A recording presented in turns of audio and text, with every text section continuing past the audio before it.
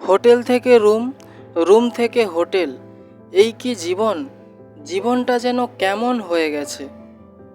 দিনের আলো দেখি কাজের ফাঁকে, আর রাতটা কাটে ক্লান্ত শরীর নিয়ে।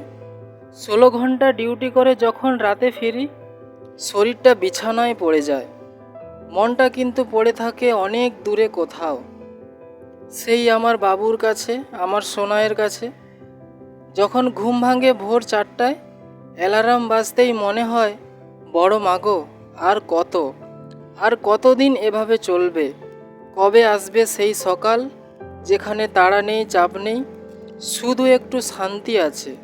তবুও এত কষ্টের মধ্যে হাসি মুখে কাজ করি, কাস্টমারকে সাফ করি, কিন্তু নিজের যত্ন নেওয়ার সময়টাই আর থাকে না।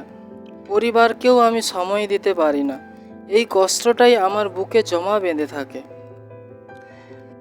স্বপ্নগুলো ঘুমের মধ্যেই থাকবে, তবুও প্রতিদিন আবার উঠি, কারণ দায়িত্ব আছে, কারণ পরিবার আছে, কারণ আশা এখনও পুরোপুরি মরেনি। হয়তো একদিন এই অ্যালার্মটা আর বোঝা মনে হবে না, হয়তো একদিন এই দৌড় থামবে। সেই দিনের আশাতে আজও লড়ছি। বড় মাগো, একটু শান্তি দিও, এইটুকু প্রার্থনা।